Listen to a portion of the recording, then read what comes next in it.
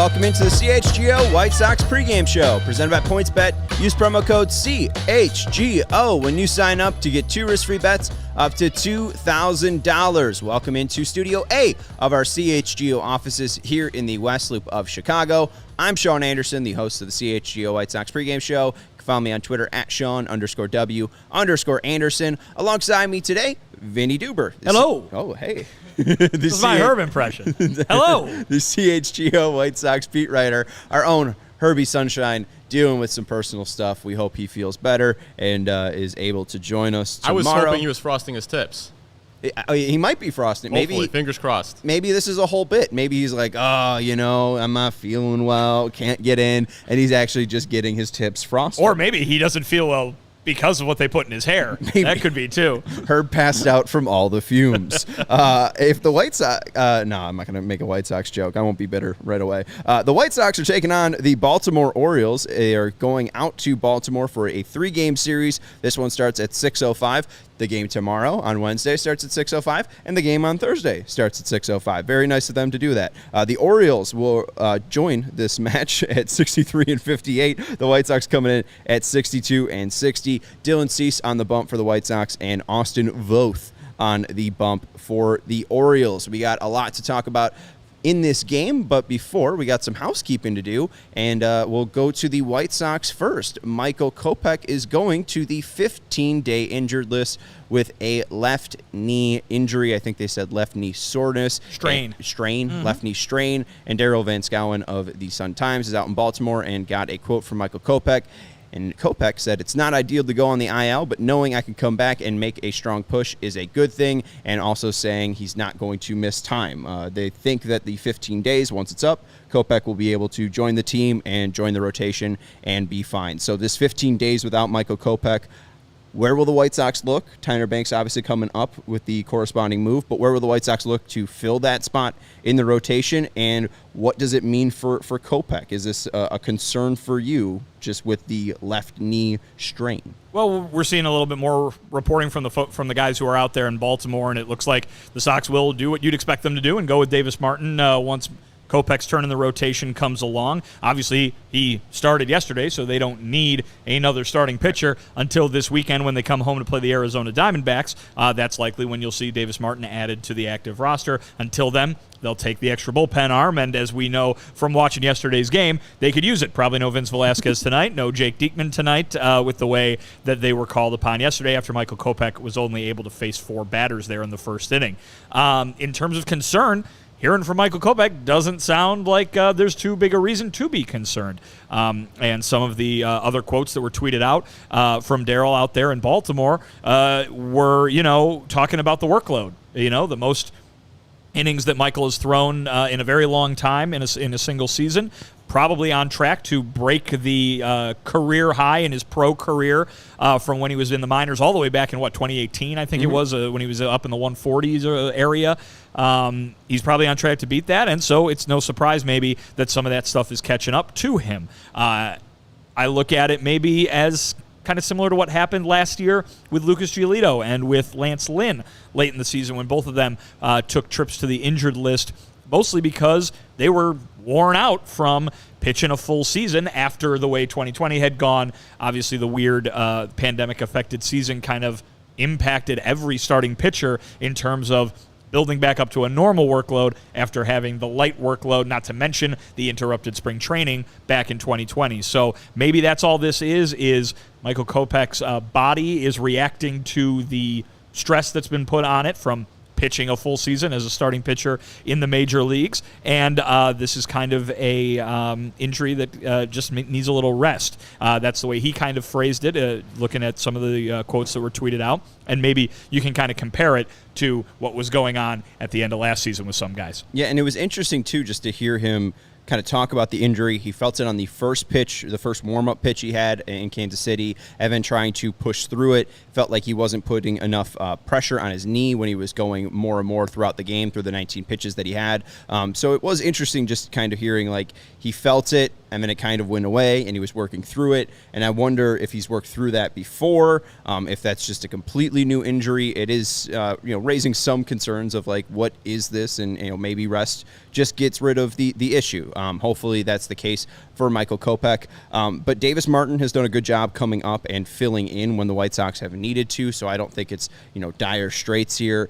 Davis last pitched on the 21st, so he should be able to take Kopech's spot in the rotation. So all well and good there. And again, I thought there would be some bumps in the road for Kopech. The fact that this is going to be his first full major league season as a pitcher, and I think so far so good. He had that one blip too in the Texas start before when Johnny Cueto had to relieve him, and he seemed to bounce back from that pretty all right. There was a little bit of a bump after the first 5 games after that start. I think he had like a 6.15 ERA, but after that, we really saw him kind of come into his own. And we even saw this with Carlos Rodon last year. He hit that dead arm period as well. So it's not massively concerning, but anything with a young starter, I think people are going to freak out. And anything with somebody like Michael Kopech, who was such an important piece to the White Sox when they acquired him for Chris Sale, people are going to freak out. And we'll see how he just returns. I think it's all about how he returns. Bumps in the road will happen with these players. We'll see how he bounces back. Jesus Shuttleworth ends up mentioning this in the chat, but also Byron Buxton going to the 10-day IL. Big shocker there. He ended up leaving with a hip injury, and Rocco Baldelli talked about it after yesterday's game, saying Byron Buxton is getting MRIs done on his hip. He went straight to the hospital after their loss. There was one write-up from Meg Ryan, not that Meg Ryan, in the Minnesota Star-Tribune, and they said it kind of feels like the season's over. So Minnesota's not feeling too good out there. And they're still ahead of the White Sox. Yes. So it kind of just tells you where everyone's feeling. But Rocco says Buxton has been dealing with the hip for a good part of the season, and they'll have a wait and see on what they're dealing with. Rocco, most of what he's dealt with, we haven't even talked about. So Buxton's going to the IL, which is a good break for the Sox. We kind of talked about the White Sox staying in this. They just need to stay alive. They had a bad game in Kansas City. They didn't have the result they wanted out in Cleveland, ended up splitting the 2 games that they played out there, and they didn't love the way that the Houston series ended, but they're still in this, and Minnesota's getting weak. So even though Kopech goes down and they have to deal with that, the Twins also lose a very, very big piece in Byron Buxton. So if you thought the White Sox were out of the AL Central, don't worry. Those last 9 games where you're playing 6 against Minnesota and 3 against San Diego will still probably matter. So I don't know if we can look at this and say Minnesota's dead just yet, but how are you feeling with the Sox, Guardians, and Twins? Because it really feels like no one's pulled away just yet. Yeah, I feel like I just woke up and I heard "I Got You, Babe" by Sonny and Cher, because it's really been Groundhog Day for the entirety of this season when you talk about the AL Central. White Sox were picked to be a big favorite to run away with this thing like they did last year. They haven't done it.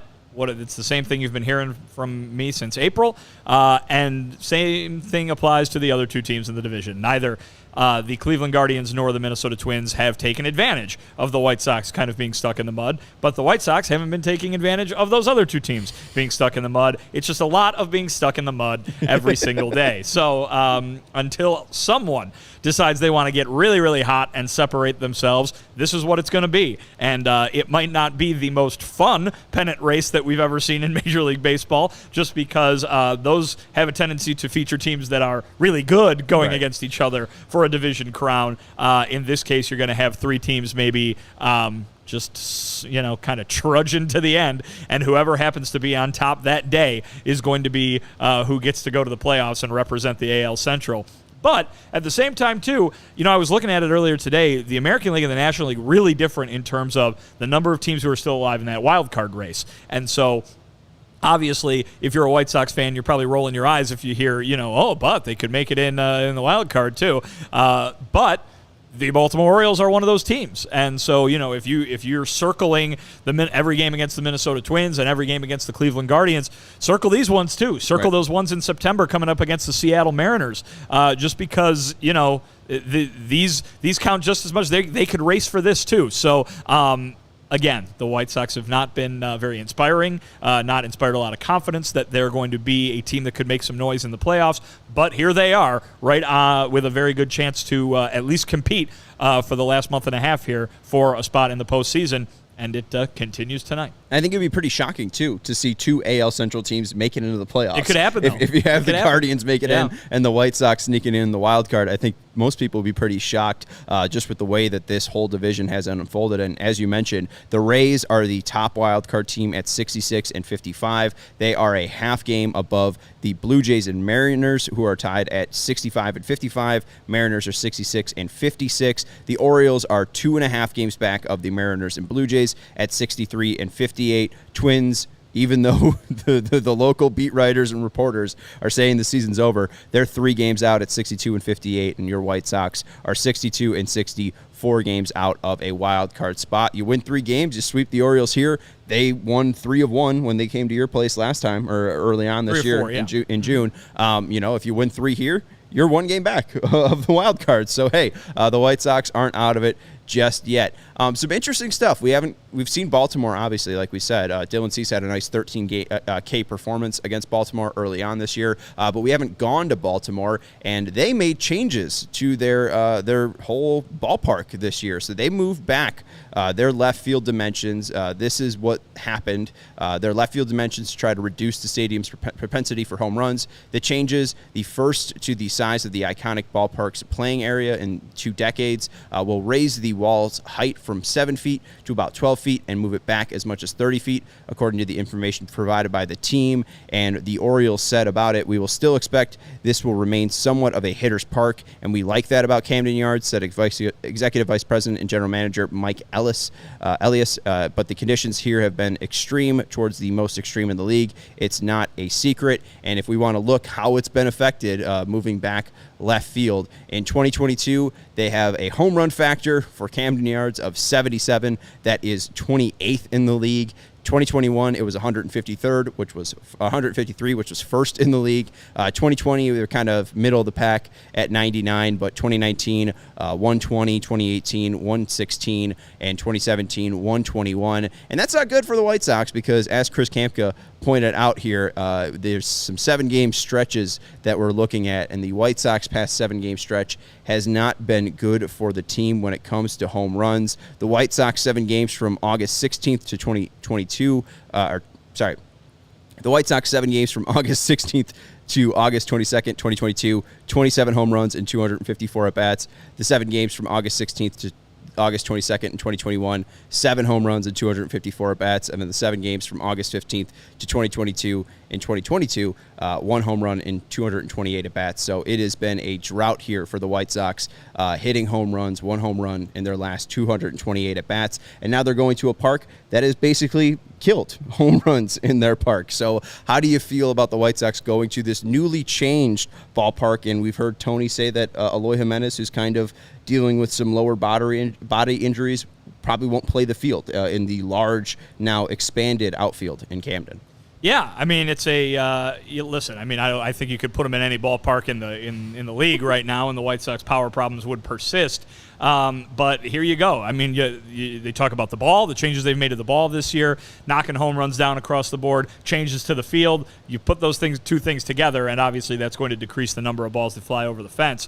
The White Sox have seen the number of balls that fly over the fence decrease greatly just in their in their own team. So it's not a good combination for the White Sox. But again, the White Sox, the games they have won this year, they have figured out ways to do so without hitting a lot of home runs. So if they can just get to this Orioles pitching, that'll in terms of singles, which we know they're very capable of doing, that'll put them in position. They just got to get those guys home, and that's obviously what we talked about a lot yesterday in that game they lost in Kansas City. I can probably tell you it's not going to be a game like the one that I attended at Camden Yards. The only time I've been to a game at Camden Yards, 2005, White Sox Orioles, Jermaine Dye, A.J. Przinsky, somebody else who I can't remember at the moment, all hit home runs. We were there at the end of July. They were celebrating Rafael Palmeiro's 3,000th career hit, because he was part of that ridiculous Orioles team at the time that had him and Sammy Sosa and Javi Lopez and just Miguel Tejada, all the weirdness there. Sox won all 3 games of a very bizarre Saturday, Sunday, Monday series in Baltimore. But days later, Palmeiro was popped for steroids. we hadn't even come home from vacation yet, and Rafael Palmeiro was being suspended. Oh man, another one bites the dust, and that's just brutal. Joe Creedy was the other Joe one. Joe Creedy was the other home run hitter. Joe Creedy off Bruce Chen, who Cy Chen. Yeah, our guy. Man, that's a great team there right there. And Neil Kotz coming out of the bullpen, Bobby Jenks, Thomas O'Marte, Dustin Hermanson, Eric Burns was on that Oriole team. Sammy Sosa was Brian Roberts. So Sammy, obviously, you're a kid who grows up in Chicago. You remember seeing Sammy Sosa play, and I believe that was the year he was traded to or his first year in Baltimore. So I don't think he was on the team yet when you saw him. 2005, yeah, he was. Was he? Oh, Okay. I was taking He pictures of him with a very clunky digital camera. But we, being Chicago folks, we were interested to see Sammy Sosa playing against the White Sox for the Orioles, and it was wild to not only see him in an Orioles uniform, but some Sox fans in front of us who had made the trip as well, just like viciously angry every time he came up to the bat. Like, they hated him so much because he played for the Cubs, and they just, every time he came up to bat, just merciless booing and like frothing at the mouth anger over having to be in the same ballpark as him. Get a hobby, but people. the Sox won by like 6 runs, so it was fine. Right. Yeah, and we see this with Javi Baez. Like, he played for a team once. He didn't really have a choice. They traded him. Like, they said, "Hey, Sammy, you're going to the Cubs." Okay, all right, bye. Well, the thing during that Tiger series that you're referencing there, where every time Javi Baez came up to the plate, the whole stadium booed him, and of course he got 8 hits over that series. No one was booing Jamer Candelario. He used to play for the Cubs. No, I don't think people remember that one too fondly. How many games did Candelario if you're booing Baez because he played for the Cubs, Jamer Candelario should be held to the same standard. Andrew Chafin is not getting as booed as Javi Baez. They were teammates on the Cubs, people. Did you remember Rafael Palmeiro's time as a Sugarland Skeeter? I mean, didn't he try to make a comeback 2 years ago when he was 50 years old or something like that? 2018 in Double-A, yeah. He had a 301 batting average. I don't know if this is Double-A. This is independent. No, that's indie ball. Yeah. Yeah. Okay. So the American Association. I think that team is now in affiliated ball. Really? I think they're a Rangers affiliate maybe now. The Claiborne Railroaders? No, the Sugarland team. Oh yeah. Well, but he did that in 2015. He went to a different team. So a different comeback attempt. He hit 301. That's ridiculous. In how many games? Not a lot, but not 31 games. Rafi Palmeiro used to play for the Cubs. Those people sitting in front of us in Baltimore weren't booing him. 103 at-bats in 2018. 53-year-old Rafael Palmeiro had 31 hits. He hit 301, 424, and 595. The White Sox could use him. He had 6 home runs. 54-year-old Rafi Palmeiro? Where would he play? Right field? Yeah, left field. Eloy Jimenez might not be healthy enough to play the outfield in Camden, but Rafi Palmeiro might. 6 home runs. I mean, he could have an Albert Pujols season if he wanted to. Let's look at the starting Sox. Since Eloy Jimenez won't be in left field, we'll see where Tony ended up putting him today. He's at designated hitter, batting third. Leading off for the Sox is A.J. Pollock out in left field. Batting second, Luis Robert in center field. Batting third, Eloy Jimenez at designated hitter. Batting fourth, Jose Abreu at first base. Batting fifth, Yohan Moncada at third base. Batting sixth, Gavin Sheets in right field. Batting seventh, Elvis Andrus at shortstop. Batting eighth, Josh Harrison at second base. And batting ninth, Sebi Zavala at catcher. I know you haven't been around the team since the Yasmani Grandal injury happened and the Carlos Perez call-up, but I'm kind of surprised we haven't seen Carlos Perez yet. We saw Sebi catch yesterday and Sebi catching again today, so I'm kind of surprised that Tony hasn't gotten Carlos Perez into the action so far. I mean, they had the off day, I guess, with the rain out on Sunday, so I think that might have something to do with it. Certainly, I would imagine, just because of the experience, they've got more confidence right now in Sebi than they do in Perez. To be able to use him, to give him an off day on Sunday probably was very helpful. So we'll see how that goes. I think we'll certainly see Perez. They've got a stretch of 6 or 7 straight games if you count yesterday. They'll play every day for the next of this week.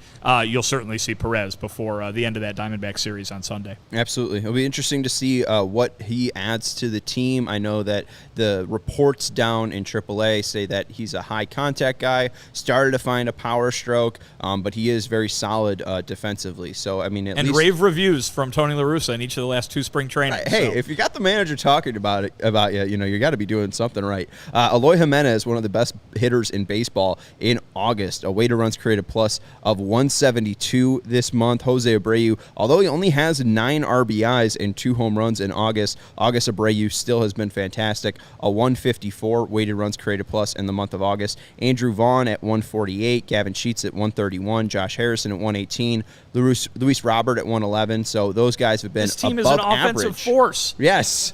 Why aren't they winning? Because they won't hit homers. They refuse to cross home plate. That's the problem. Oh man, we got to figure out why they don't do that. Maybe our guy Joe McEwing needs to send more people. Maybe that's the problem. Maybe he's too hesitant. Maybe even when they get to second base, it's like, all right, maybe there's a bad throw or two. Can't hurt. Can't hurt. Let's look at the Orioles lineup and talk about their 1 through 9. Leading off for the Orioles is Cedric Mullins in center field. Batting second, Adley Rutschman. He is their catcher and former first overall pick. Batting third, Anthony Santander as the designated hitter. Batting fourth, Ryan Mountcastle at first base. Batting fifth, Taran Vavara That's at a second name. base. Yeah, I tried to pronounce. Taran Vavra. I was looking at that one for a while, and just, Baseball Reference was not helping me out. There's no speaking lady, there's no pronunciation Like on lady. Wikipedia? Yeah. So I'm just all to my own devices on Baseball Reference. So I am sorry, Mr. Second Baseman of the Orioles. Batting sixth, Kyle Stowers in right field. Batting seventh, Austin Hayes in left field. Batting eighth, Rugned Odor playing third base, and batting ninth, Jorge Mateo at shortstop. Baltimore in August, guys to watch out for. Adley Rutschman has been fantastic. He is probably one of the only better hitters in Major League Baseball than Eloy Jimenez in the month of August. A weighted runs created plus of 185. He has been a fantastic addition to this team, stepping in and kind of having a Joe Mauer-like kind of presence for this team. And the Orioles have been the best team since June. They have 30 wins. It wasn't just beating the White Sox. They just kind of found that run ever since the Sox. So it's been surprising seeing this Orioles team be as good as they are, be contenders at this point, because when we last saw them, we were like, oh, easy 4 wins for the White Sox. So they've really been an interesting team to watch, and they kind of have some of that young, fun energy the White Sox had in 2019. I don't know what your read on them is. Well, I mean, they're fun, right? I mean, it seems like every time they're winning. Well, yeah, that'll help. But fun is winning and winning is fun. But every time you're on Twitter, you see they have won in some ridiculous new fashion. They're getting walk-offs, and they're making those folks in Baltimore happy with the kind of season that they're having, not just because they're winning, but because of the way they're doing it, a little bit unexpected, the out of nowhere. We had Russ Dorsey on the show the other day, and he was talking about how he thinks the Orioles are the best story in baseball this season, and it's hard to argue. It'd be nice if they could get into the postseason and get to show people on a national stage kind of what's been going on in Maryland this whole year. Absolutely, and it's fun because they're kind of a team 1 through 9 that can kill you. Jorge Mateo, a guy that when we saw him, felt like he was trying to figure out his athleticism, felt like he had a lot of pop in his bat. He has found that in August. 16 RBIs in the month of August, 4 home runs, 15 runs. And the thing about them, their pitching is very unassuming, but they have gotten the job done. And I think as KPW can say, because they've played the Orioles recently, they're going to score runs. They're going to get guys on base. They're going to drive them in. They don't have the White Sox problem. They'll be able to find a home run, whether it be from somebody 1 through 9 that night, and they're able to get guys across the plate. So they've been really fun and interesting to watch. And even with the pitchers, there's not a lot of brand names, but we'll get to Austin Voth and his stats in a second. He's been an interesting guy as a starter, and KPW mentions it. Since May 17th, the Orioles have the best record in the AL East, and that's a very good division. So it is. Yeah. And they traded away players. We sending 4 teams to the playoffs. Right, and they traded away players. They traded away their closer, Jorge Lopez. They traded away Trey Mancini. They got worse at the trade deadline and have still started, kept winning games. So they've been a fun story to watch. Let's look at Austin Voth, because he's a guy that, we're going to show you the stats right now, a 2.81 ERA. Disappointing pronunciation on Austin Yeah. Voth, rhymes with both, because I thought it was Voth. like the Ice Planet Hoth, and Ice Planet Voth would just be a great nickname, wouldn't it? Yes, it would be Ice Planet Voth would be a fantastic nickname. And Dylan, honestly, like, I don't know if it's the mustache, but like I feel like he kind of really defined himself as a character. I feel like he could place himself in Star Wars. Cease? Like, yeah, like I think you put him in the Hoth clothing. Who's got a mustache in Star Wars? Billy D. Williams. Lando, right? Harrison could rock one, I think. But he didn't, is my point. Yeah, right. But, like, you know, if Han Solo grew a mustache, maybe it's Dylan Cease. I feel like sexy mustache. It's a very sexy mustache. I feel like he'd go well in the Voth outfits, you know, the winter outfits. Oh, the nice little winter jacket. Yeah, like they made those a few years back. Oh, yeah? When I was in college, they were advertising, like, Columbia or whatever, you know, manufacturer of winter clothing made winter jackets that were designed off of the ones that Luke, Han, and Leia wore in Empire Strikes Back. And I was like, oh, man, I would definitely buy that Han Solo winter jacket if it wasn't like $400. You know, Cody has a Nike obsession. He drops like all of his money on these Nike shoes, and you're spending $400 on. I didn't. Well, you could. Right. Yeah. Well, right. But like, you know, it's like, what's your collection? Oh, Jordan. You know, shoes. Oh, Vinny, what's your collection? The Hoth collection from Columbia. Yeah. Right. When it's the winter time, exactly. I dress up as a Hoth soldier. Let's look at those numbers, Steven. Austin Voth, as a starter, has been interesting. So when you look at his splits and go to when he's a reliever and when he's a starter, because he hasn't been a starter for the full season, as a reliever, he has an ERA of 8.51 in 23 games, 24 innings, an ERA of 8.51. As a starter, 10 games, 42 innings, an ERA of 2.76. So. Good. Yeah, very good, but I don't know why. Why he pitches more innings in a game, he gets less hit.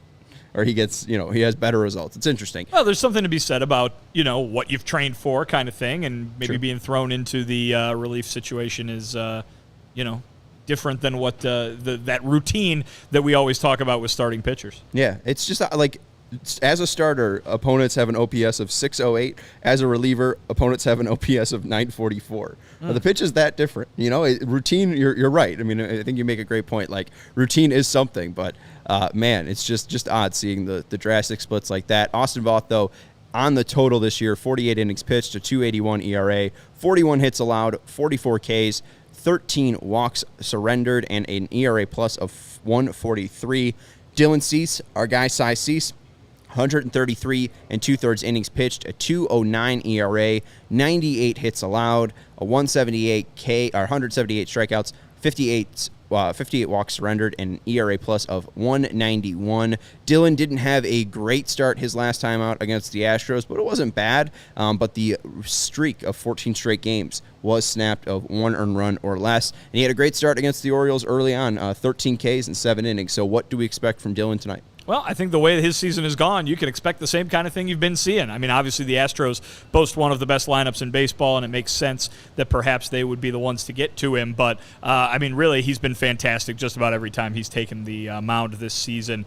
He's a Cy Young candidate for a reason, and I think the consistency is what has impressed us so much about Dylan this year. We saw flashes last year of him being able to do something like this. I really thought it was a very nice 2021 season for Dylan, but this is on a whole nother level, and it's been on a whole nother level every 5 days. And so I think that's the thing that you really got to point to is the dependability that he's brought to this team in this rotation. In a year when Lucas Giolito and Lance Lynn have not been the pitchers that you expected them to be, to get this out of Dylan Cease is gigantic, and it really speaks a lot to who he could be moving forward, not just right in this moment. Yeah, and this slider has truly unlocked his confidence and his potential as a starter. He has taken that next step. They are 18-6 in his starts. They win when Dylan Cease takes the bump because he doesn't allow earned runs. And in that streak, too, where he had 14 games of a start with 0 earned runs or 1 earned run or less surrendered, he only faced an opponent twice in that stretch. He faced Cleveland twice